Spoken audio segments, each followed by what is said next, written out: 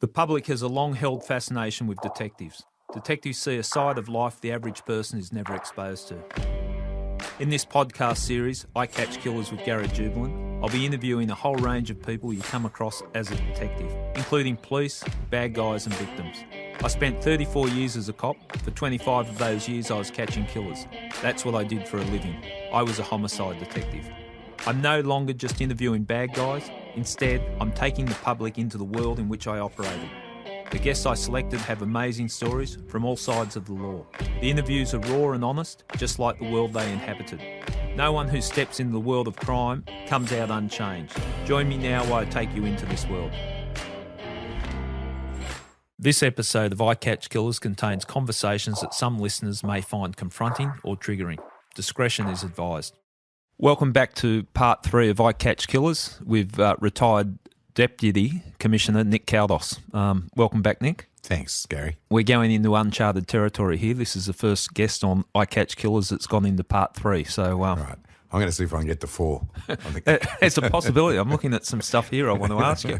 I'm always the first to put up my hand if I've made a mistake, and I've made a mistake. I cut your international policing career off too early. No, there's just a couple of other things I'll do. I'll just mention them quickly if you could, because all of them are just they're seriously fascinating stories, and the amount of detail on that. But what were the other ones that you've done overseas? So after I finished the investigation in Syria and the use of chemical weapons, I came home and had my formal retirement dinners and so on.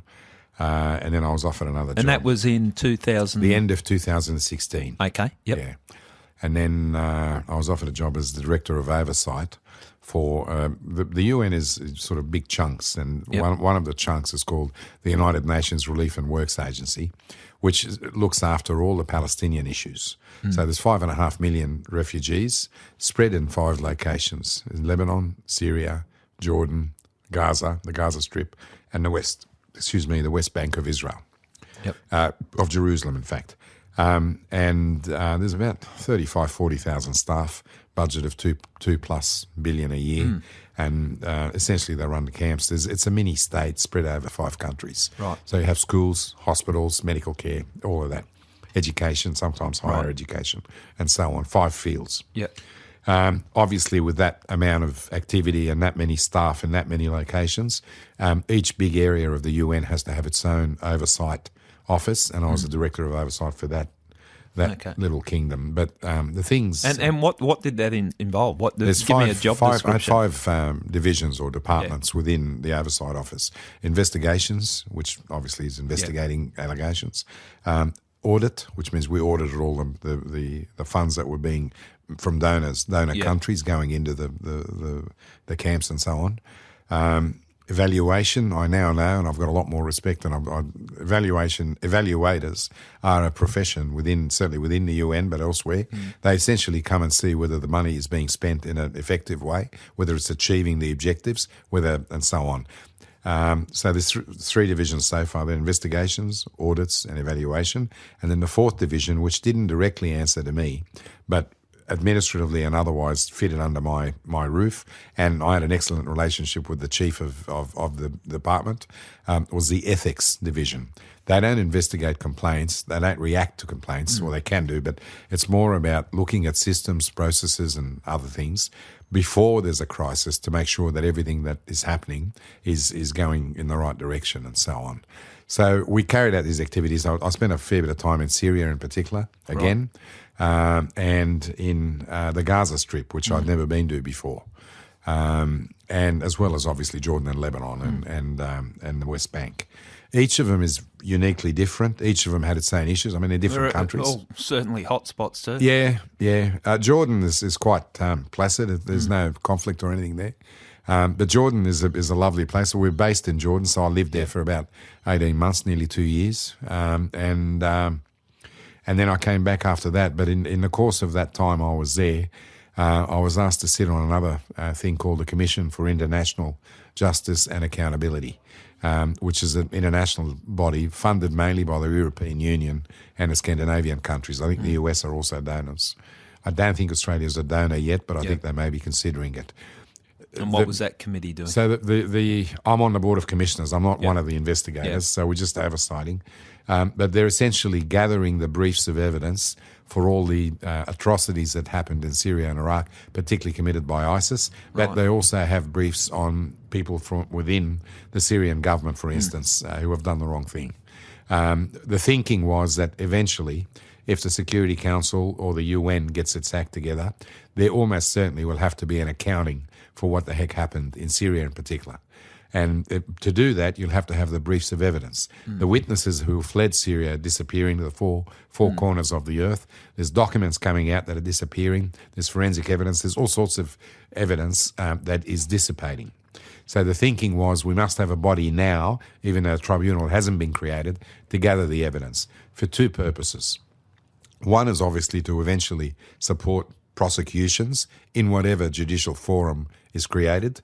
And then the second thing is there are already a number of Western countries in particular who have nationals who have fought with ISIS or otherwise and have returned or sought to return.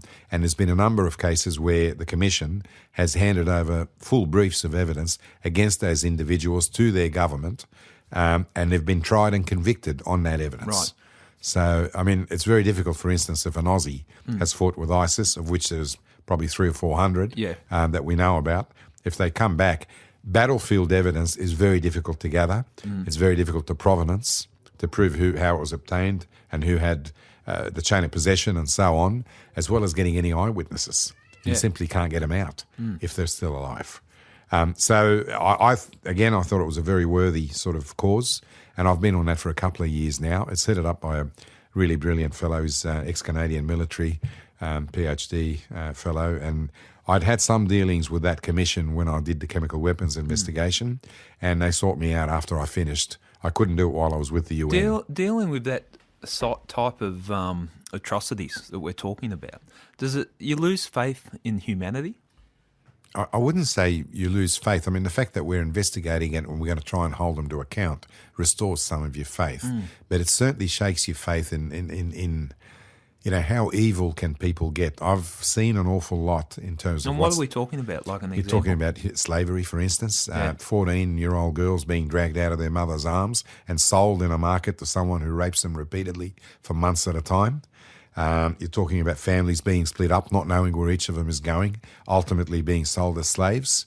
You're talking about Christians in particular and Yazidis, any of the minorities who are not Sunnis, being specifically targeted for their faith, being forced at gunpoint or at knife point to convert to Islam and being forced to marry people they didn't want to marry who are of another faith.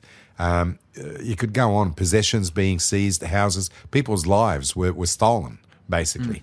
And this is a type of atrocities that the committee or the investigation... The commission is investigating. Yeah. And I've recently read one brief about a particular victim group. I won't go into the detail. It's 350 pages, and I'd defy anyone to read that and not have a tear in their eye. Yeah.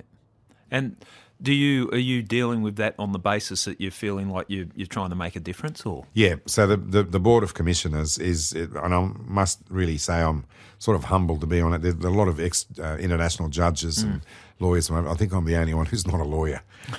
I'm the only one. That might be a good thing then. Well, they felt it was time for some diversity. Yeah. But the thing is, we're simply oversighting the activities of the Commission. We are in some ways contributing to building the relationships with, and we act as conduits to make contacts with Western countries in particular, to entice people to donate towards that cause. And ultimately, it is a noble cause. It's about holding people who have done terrible things to humanity to account. And I have to say, it's not just about ISIS. The Assad regime, for instance, has quite a number of transgressions that have been uncovered, investigated, and briefs of evidence have been gathered. So it really is, both it and Operation Canova, I should say, are non-paying positions. It's honorary. We're all volunteers. Yeah. So if nobody forces you to do it. If you want to contribute to that righting of the wrongs, then you do it. It's a bit of work, sure, but it's so worthwhile. I'm really proud to have been a part of all of those things, and I'm really proud of the people I'm working with. There's some incredibly committed individuals who have really put their heart and soul into that effort. Probably could be doing other things that are more lucrative, but they're happy to do this because it's so important. It is important that people are standing up like that and doing stuff like that. With all the different areas you've seen across the globe and the areas that you've worked, Has it changed your view on coming back to Australia, New South Wales, policing? It must have changed your views in some regards. I think anyone really who's been through what I've been through would have to sort of be flexible with the different things they've thought about. Yeah. It's not set in cement. Nothing's set in cement. I'm probably a little bit. There's a lot of things I remember thinking to myself, I wish I knew that back then. I would have done this differently, or I would have done that differently. There's a little bit of that as well. Yeah. But what it has reinforced in my mind is probably two things. One is that we are incredibly lucky to be in Australia. We have, our problems are nothing compared to some other parts of the world. And I feel very blessed that my parents chose to migrate to Australia when we came out. And the second thing too is that Australia, I'm a bit biased, but I think New South Wales detectives in particular have an incredibly good, high reputation within the international systems, the UN systems and otherwise, and they're valued. People talk about, let's get some Aussies on this, because we've achieved over many years. There are others that I think I mentioned earlier. Bob Reid, who ended up being Chief of Operations and Investigations in the Yugoslav Tribunal. There are others in different parts of the UN who have done some really good work in the international sphere. The thing that has probably not changed in my mind, but crystallised probably a little bit more is, we bring back a different way of looking at things. We've had experiences that probably would be impossible to get sitting in Australia. Yeah. I would hope there's some way to contribute of bringing that back and feeding it into Australia here to make us do things a little bit better. I do a little bit of lecturing at a couple of universities, and I'm grateful for that. I hope I give a little bit back. But I don't think there's any systematic way or any framework or processes really to milk those people that come back. Tap into the knowledge base of the people when they like come back yourself from that overseas. have done the work over Even if you are still in the police and you take a leave of absence, as I've done a few times, and when you come back, I didn't see a great hunger for, well, you better tell us about it. What have you got?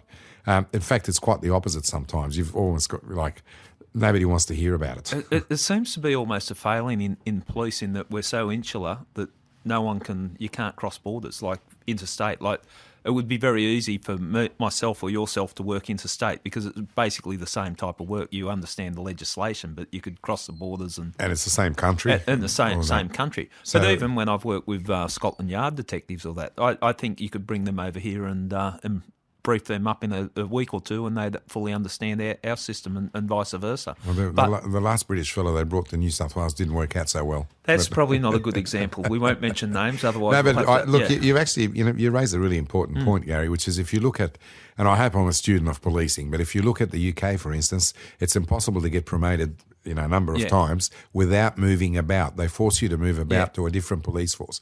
It's 43 odd in the UK. And that sort of cross-pollination of ideas and talents is something we ought to look at. I know in my time as a Deputy Commissioner for nearly 10 years, and in that 10 years I relieved many times as Commissioner and went to the National Commissioners Forum, it is still on the agenda. It is still being discussed. The unions are against it, and I'm not uniformly, but in most of the states they're not happy with it, and they feel that someone from the Northern Territory should not get the honour of being a detective in Sydney or Melbourne or whatever. That's that insular type thinking that I'm saying. It is. And look, we are all different, but I don't think it's going to happen in my lifetime, but I would hope they move towards in the future standardising a lot of the training, perhaps, and accreditation processes to be accredited as a detective, for instance, or a forensic person. And you should be able to work in any of the jurisdictions. Most definitely. We put it at the level of a tradesman can work in a different state. You've got to admit, I guess we all have to admit, if you're a uniform bobby in the outback in the Northern Territory, it is different to being in Redfern, or whatever. So or some parts of Melbourne or whatever. But you can allow for that, and you can do things to remediate that. I think the cross pollination would be really good. Well, the cross pollination of that person working in the Northern Territory coming down and working in Redfern, that might be a good thing. It's I think it opens up the thought process and the way that we approach problems that. But we've always done it that way, Gary. We don't let people move. No, that's what they say. We've always done it that way. Well, we're both advocates for change with that type of comment, but that's how we've always done it. I've never liked that either. There's another one closer to home that you had some level of involvement in, the Christchurch massacre. Yeah. So what's your involvement in that? I think it was last year. The Christchurch attack was in March or April. Yeah. The Commissioner of Police then, he's just retired, Mike Bush, wanted an independent review done of the police response to Christchurch. And he really just wanted someone outside the organisation to review what happened. Yep. So I was a member of a panel of three. There was a former Solicitor General of New Zealand and an academic and myself. I was the only cop. And we simply reviewed what happened there, how they responded. And it's not a public report. It was for the Commissioner. Right. He was going into a Royal Commission into what happened. And he wanted, and I don't think the Royal Commission was going to look at the police response. Yeah. So he felt that was, quite rightly, he felt that was a gap and he wanted it addressed. I'm sort of neutral. I'm not a serving police officer, so I can actually say what I want and do what I want. And that's what he wanted. He wanted someone who's not in a bureaucracy who would not, dare to say something if it was wrong or whatever. I thought the two guys I did it with were tremendous. Yeah. And I learned a great deal, I think, through that as well. I had always thought of the New Zealand police as being unarmed officers. That's not quite the case. Right. I think, as I understand it, nearly all the frontline or first response vehicles have pistols and long arms in the boot. Yeah. They're all trained and accredited to deal with active armed offender and bulletproof vests, in the boot as well. And when something happens, they're usually unarmed, very community-minded and friendly. Yep. Something happened, as did in Christchurch, they simply pull over, kit up, and you have almost 5 or 6 tactical teams with heavy weaponry ready to go. Yeah. And that's what happened in Christchurch. Okay. I just finish off on that point, if I may, Gary. The 2 police officers who arrested the murderer. Yeah. I felt, and I having looked at it reasonably closely, that those guys are dead set heroes. Yeah. They didn't know what they were up against. They didn't know whether the car was full of explosives and was ready to go off. They didn't know whether he had explosives on him. Their actions were completely restrained at a number of points in time. When you go through it, and you could talk about it for hours, they would have been perfectly justified in shooting him dead. Yeah. They didn't. Yeah. At some risk to themselves. Yeah. I thought it was I'm sure they'll be recognised in due course if they haven't already been.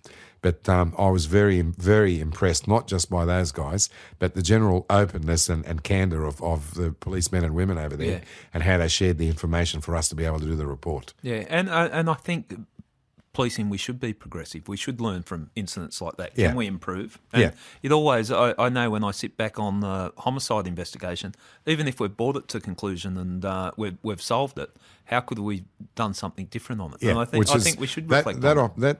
That concept of a post-operational assessment is crucial. Yeah. It's the only way you learn lessons is to go back and have a look at it, rather than just move on to the next one.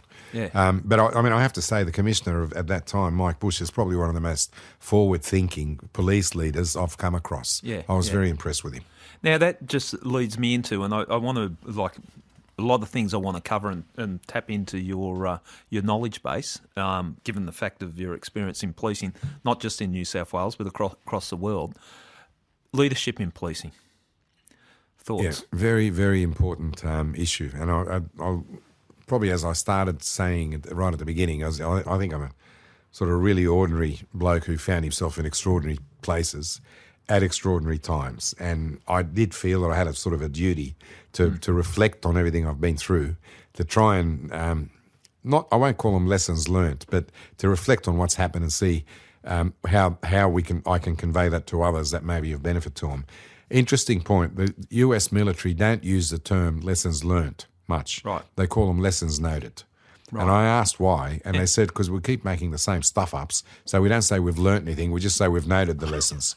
And I thought, that's us. In policing generally, we don't tend to admit that we've, I think there's a lot of scope for people reflecting on their various experiences and trying to feed it back, but I don't see a lot of mechanisms for that. I don't see a lot of calling for it, really. A lot of people don't really want to hear from somebody what happened with them.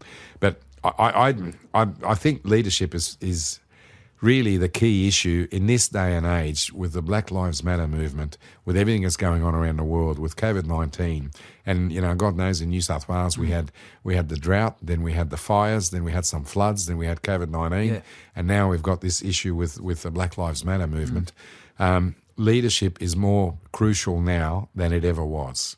I think, and, I'm not sort of going to go on as an expert on anything, but I think I've been in a few places and some hard spots where I've had to think about my leadership style and about how people perceive me and whether my style is going to help or hurt, and adjust accordingly. And I don't think anyone should have a style that they apply across the board. I think you have to be flexible and change.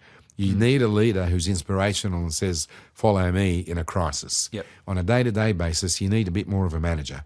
Someone has to still count the dollars and check the rosters and make sure the diaries are done. All that sort of crap has to be done. You can't be one or the other.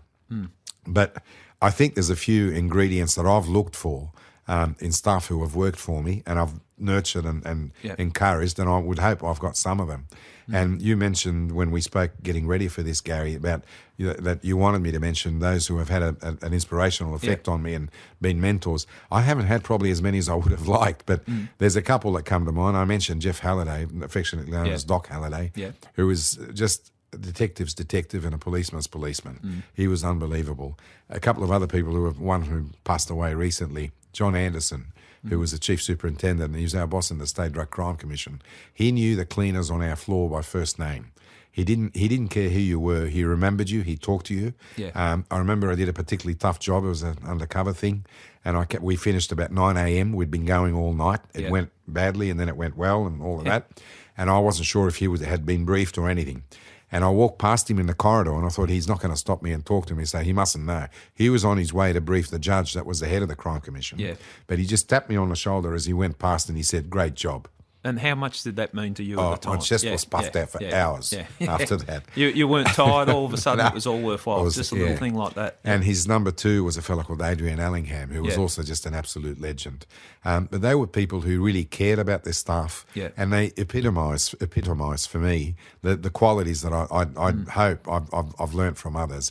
The biggest one is, for me, moral courage. It's about doing and saying what's right, even it's going to be unpopular, even though it's going to cause you pain. It's not going to help you and yet you still do it because it's the right thing to do, especially if you're doing it for others, not just for you. I think you've got to have empathy. If you don't have empathy as a leader, and I used to despair just seeing people who were more worried about, getting the mission achieved and they didn't all care enough about what impact it had on people who worked for them. I think you've got a sacred duty to those who work for you, those who follow you, to lead them in a way. And I always remember Don Bradman, the famous Australian cricketer, who, when he retired, they asked him, what's your key message? What have you learned in all these years? You've led teams and what have you. And he said that leaders had a sacred duty to leave the game, in our case it's the job, leave the game in better shape than when they found it. And the best way to do that is to look after the people. I'm familiar with that quote, and that is very it's a very powerful relevant quote. It turns the tables by saying you are a leader. Sure, you've got all these rights and you can flex your muscles and whatever, but you have a sacred obligation to do things. I think it's really important to have vision, and leaders who are faltered have usually not articulated or not even formulated in some cases, what is it you stand for? What do you want to achieve? Why do you want to achieve it? What do you want to do? You just want the next job along, or what are you going to do while you're here with us in this particular job? In Iraq, it used to be brought home to me because there was a big turnover. Some people couldn't cope and they'd come and go.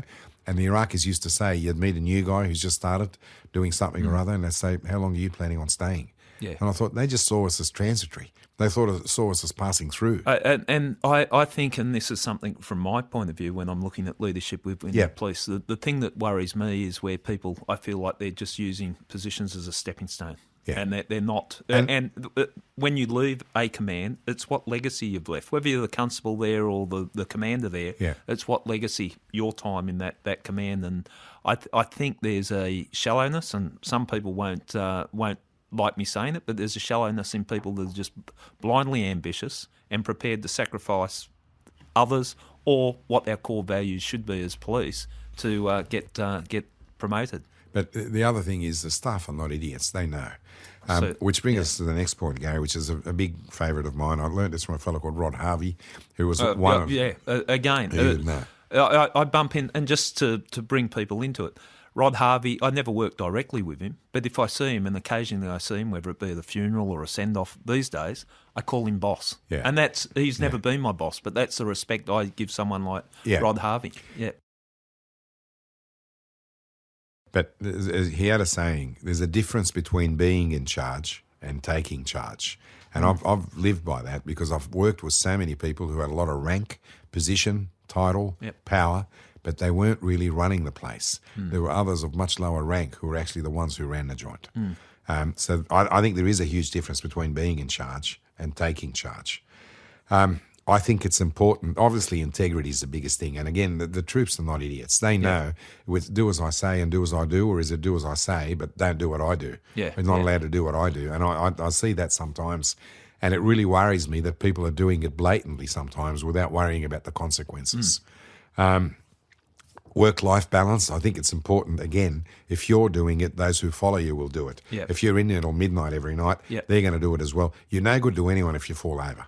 And it is important to make sure that all your loved ones at home know that they're number one. And I'd argue, and I've been through the odd marriage, if you don't look after home, then all is lost. You really, and those around you should care enough to say to you, what needs to be said to get you back on track. And a lot of people are reluctant to do that, but I've done that sometimes where you see someone heading off in the wrong direction and you know what the end is going to look like.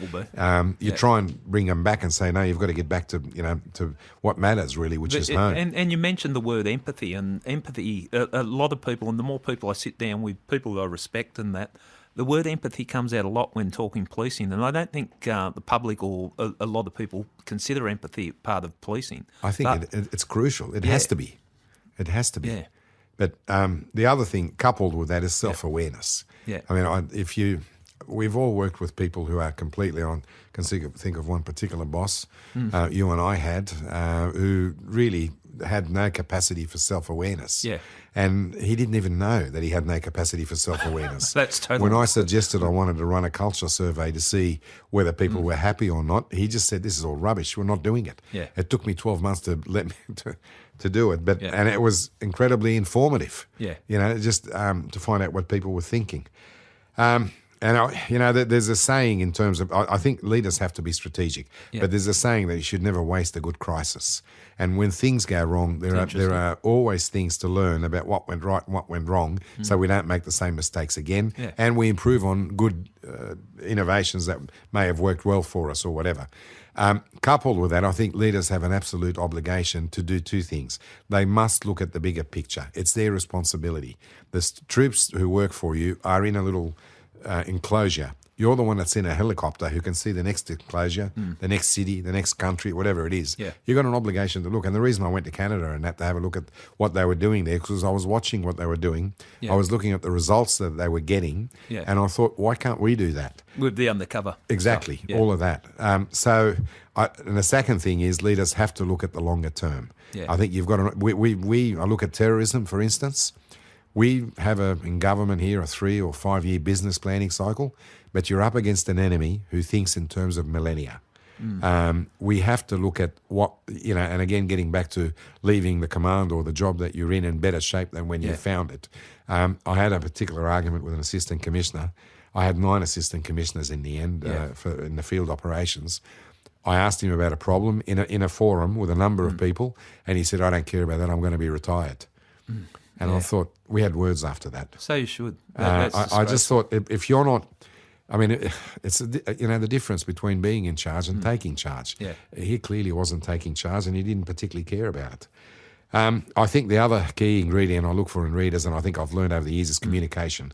You've talked about it in a roundabout way, Gary. Negotiation is just another form of communication, but on a daily basis, if you're not out there hearing, listening, and then giving them back something about what you're thinking, why you're doing what you're doing, what's going to happen in the future, people just want information. They're hungry to know what lies ahead for them, what their bosses are thinking, why they're doing what they're doing.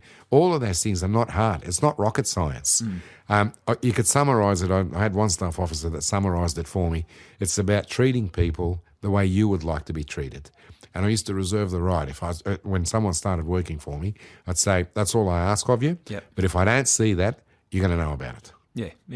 And I think that's fair, and people know where they stand.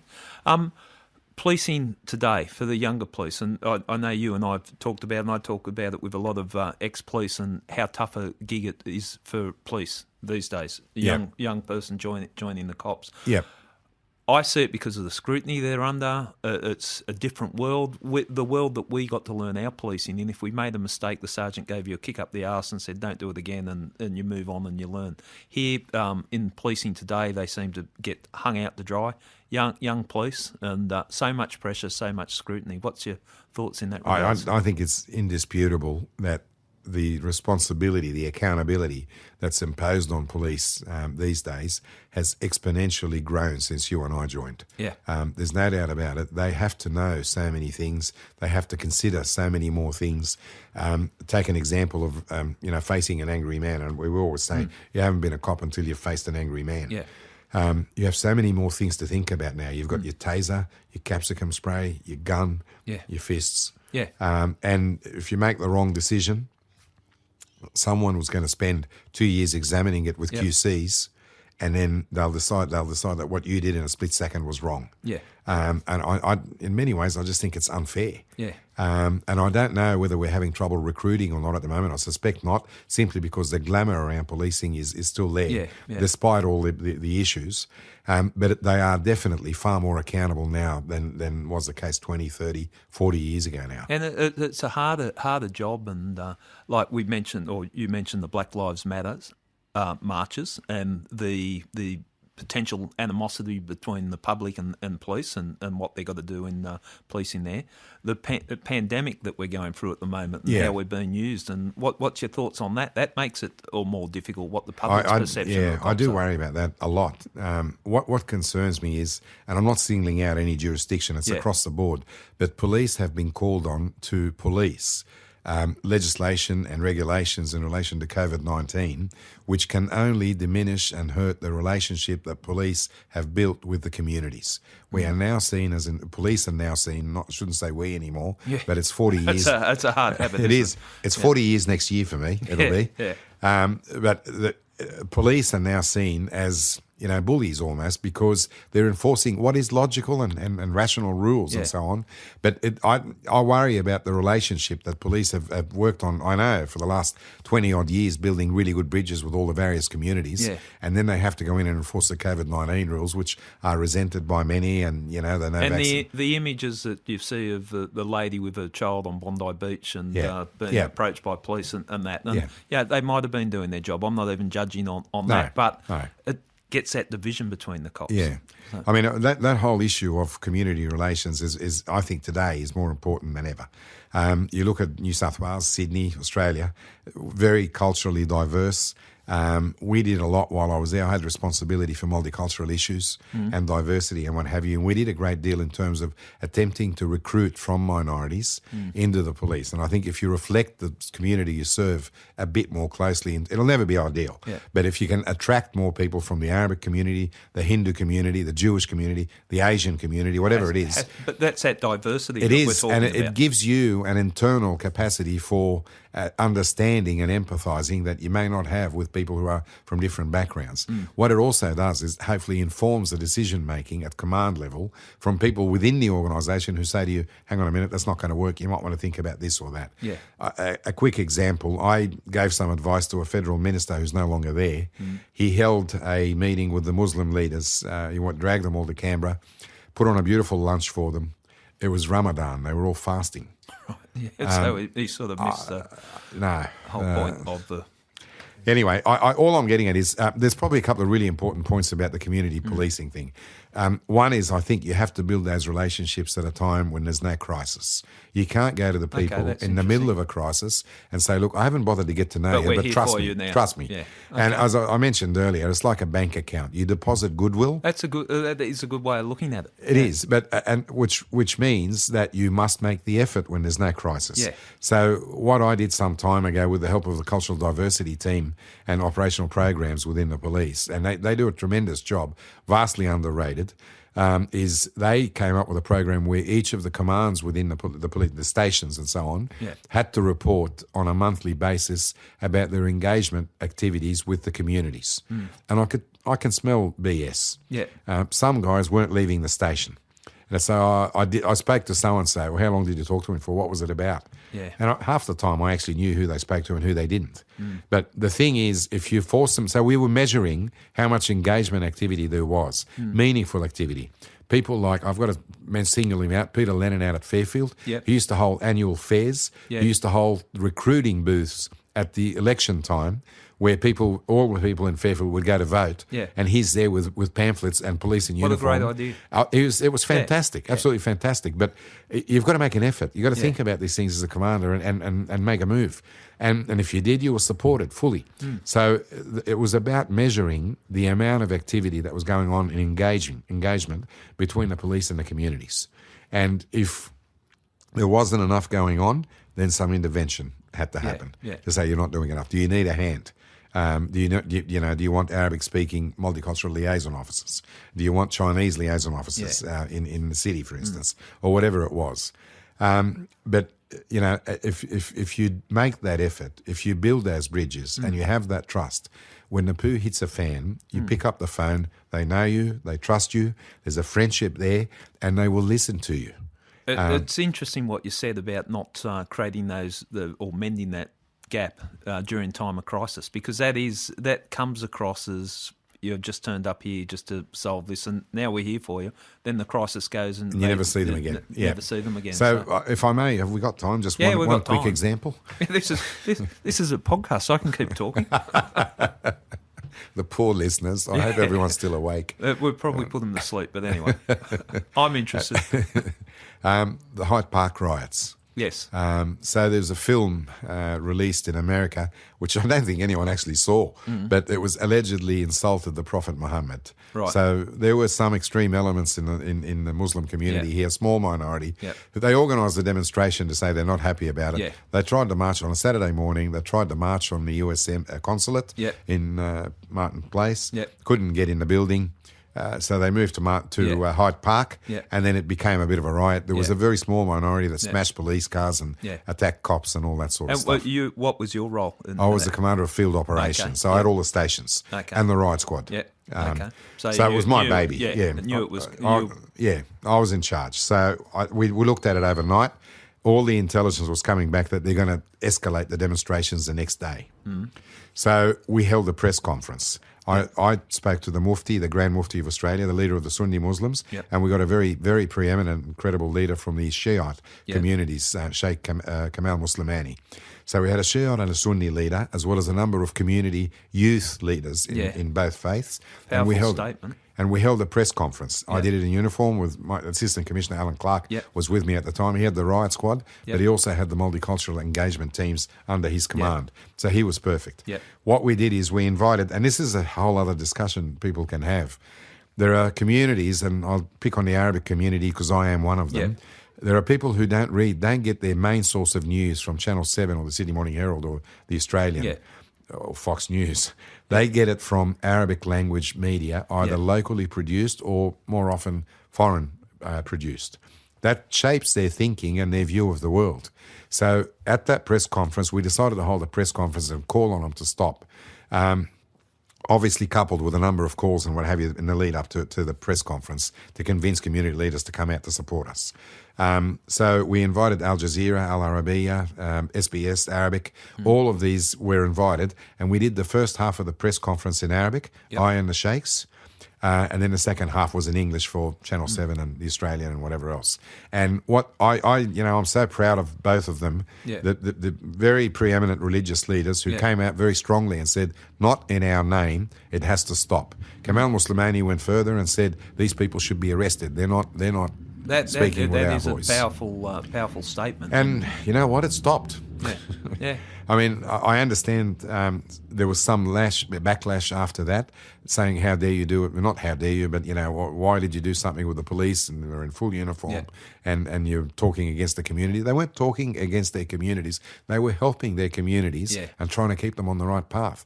And I think that's probably one of the keys to counter-radicalisation, is for people to see religious leaders and community leaders interacting with police they're not in a conflict situation. There's no crisis. And yet we're cooperating, we're friends, and we're talking. People learn from watching what others are doing. It's not just being told. And I thought that was one of the probably happiest moments I had in the cops, where we were able to, we didn't just meet these people that day. Yeah. We knew them. They had some trust in us. We'd set up the community contact unit and all that engagement stuff was in place. There was an element of rapport, communication, trust, Yep. and then off we went from there. Yeah. Look, I think there's so many lessons to be learnt from that. And with your ethnic background, did you experience, you would have felt racism growing up, but there would have been, whether it's overt or subtle, there would have been confronted with racism. Yeah. That shaped you? Who A little bit. Yeah. Part of it is probably the bullying thing where you experience things and you Yeah. say, well, I don't want it to happen to anybody else. Yeah. And part of it, you just, I guess philosophically, very early in my career and in my life, really, Yeah. I decided, look, I'm not going to fix this problem. Yeah. What I need to do is to be resilient, Yeah. which I forgot to mention is probably one of the key ingredients for a good leader. If you're going to fall over, everyone around you is going to fall over. If you're staunch, everyone around you is going to be staunch. And they take strength from you. So I made a very conscious decision very early in life and in my career. One, I'm not going to change just to please someone's perception of what ethnic people should be. Mm-hmm. I'm not going to be over Australian to keep everyone happy. I am me and I'm going to be what I am. Yep. And two, it's not going to get to me and I'm not going to fall over just because I'm called names. And there were some very senior police when I was not so senior who said and did terrible things. And it's probably not all that long ago. Yeah. You store it up, you right the wrongs by, the best revenge, as they say, is living well, success. Yeah. And you climb the ranks, and then once you're in a position to do something about all of that, Yeah. then you do your best. Yeah. Whether it's fixing up the welfare issues for undercovers or helping recruit from communities and supporting those communities so that they feel not afraid of the police. A lot of people bring with them baggage from where they've come from. Yeah. And I think police get that now. They don't automatically, as we might, feel safe because they see a uniform. Right. In fact, it's the opposite. Yeah. They feel Yeah. threatened. And I mentioned earlier, that's what worries me about the whole COVID-19 thing, where now police are sort of people are ducking the police and perhaps not telling them the truth and all of that. And seeing the police there with the army and, it's... Yeah, I mean, I look at this is a once-in-a-lifetime dreadful Yeah. experience, and I think the police have done, by and large, have done an amazing job helping deal with this problem.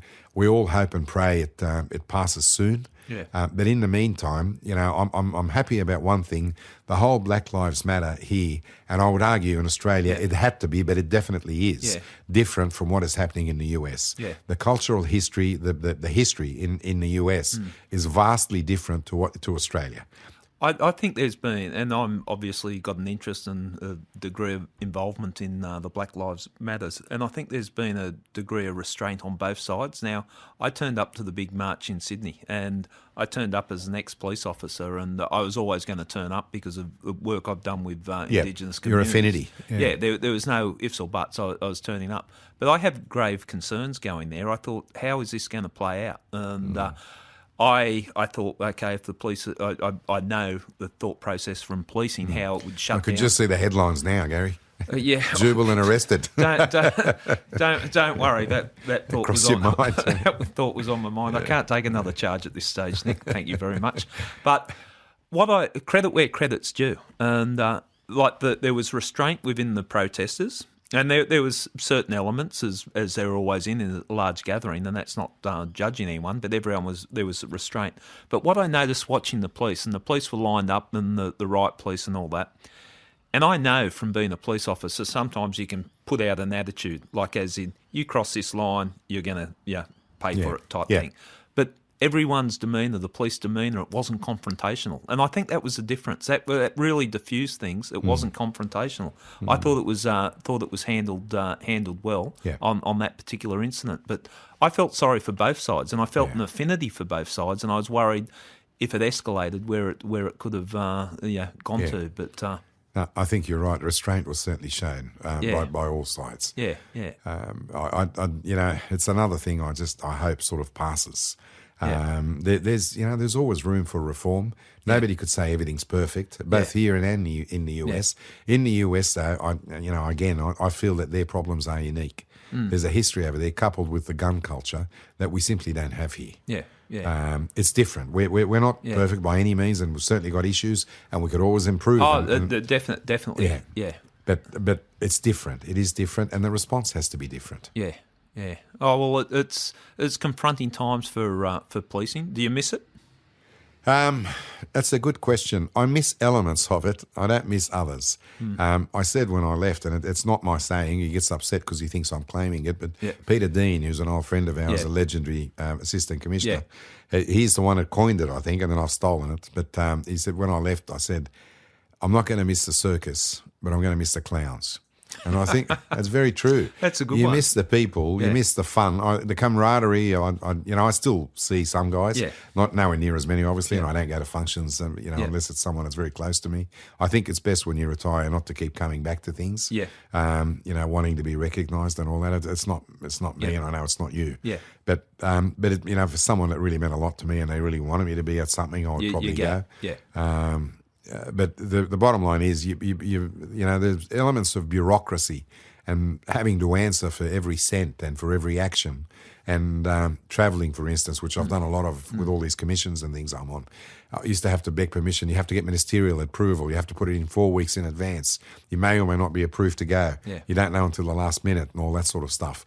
I don't miss any of that at all. Well, we've had a brief discussion off air about this, but I think there's some issues at the moment with policing, not only the accountability level that's been imposed on them, but I think across the Western world, certainly in Australia, I think the lines are blurring between, the separation of powers, where a lot of politicians feel it's okay to intervene in operational matters, not just in policing, but in other areas as well. And I would hate to see the Westminster system die, because I think it is what ought to happen. We need that autonomy.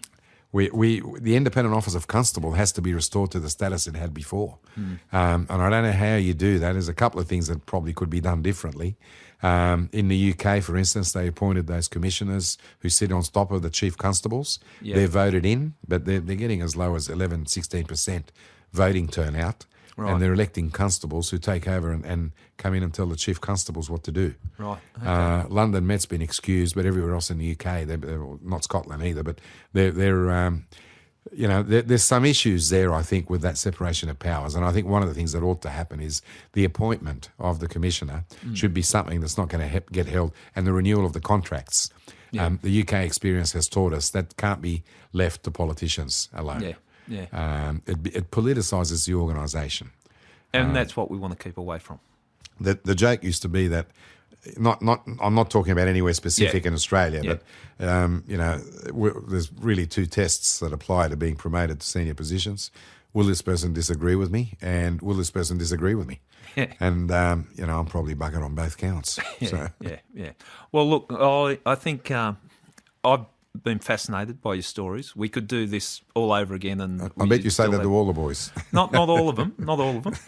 No, it's we handpick the guests. But no, Nick, your policing career, it's something you should be proud of. And one thing I'll say a lot of things about you, some good, some bad, but you're probably the most popular leader in the New South Wales Police. Now, I don't want you to comment on this because it'll embarrass you, but I went to your send-off and just the way people reacted, and for the rank and file, you were the leader that they all looked up to, and that. And there was a lot of people that were disappointed that you weren't the commissioner, and it's a lot of people think it's to the detriment of the New South Wales Police. Again, I'm not asking you to comment because it's embarrassing for you, but the contribution you've made to not just the New South Wales Police, but the community in which we policed, and little innovative things like the meeting that you had to quell the unrest in the communities, that type of thing is lasting, and you set an example. So, thanks very much for coming on.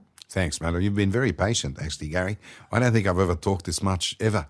I still see you as my boss, Nick. I'm struggling. Thanks very much. No, thanks for having me. It's been quite enjoyable, actually. And I have to say, I'll just make this point. I'm probably more proud of you than you'll ever be of me. That's all I'd say. Oh, that's very nice of you. Nice way to finish. Thanks, Nick. Thanks, Cheers, mate. I hope you got as much out of my chat with Nick as I did. I found the work that he did overseas fascinating. Chatting with someone like Nick reminds me that there's a big world out there and life is a journey. It's good to see the skills Nick's developed as a police officer in New South Wales held him in good standing in law enforcement across the globe. I also found it interesting how criminal investigations and policing, even in different environments, is still basically the same. I'd also like to point out, despite all Nick's success and achievements, he remains a very humble individual. The conversation in the podcast flowed easily, but there was a lot of encouragement behind the scenes for me to get to Nick to talk about his career. On a personal note, the support Nick has provided me, personally and professionally, after my falling out with the New South Wales Police and my criminal charges, has been very important. Nick was my boss 15 years ago. There was no benefit in him publicly supporting me. In fact, in the circumstances, it could be argued it was to his detriment. He reached out to me and supported me because he used to be my boss and trusted me. Maybe that's what leadership is about, backing your troops. I would suggest therein lies the answer as to why Nick was such a popular leader in New South Wales Police. Leadership in any organisation is difficult. In the pressure world of policing, failures are often magnified. Thank you.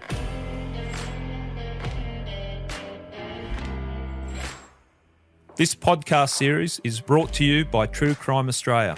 Visit icatchkillers.com.au for additional material such as articles on what you heard, videos and galleries. You can search for the I Catch Killers with Gary Jubilant official group on Facebook and join in with discussion. See you for the next episode of the podcast.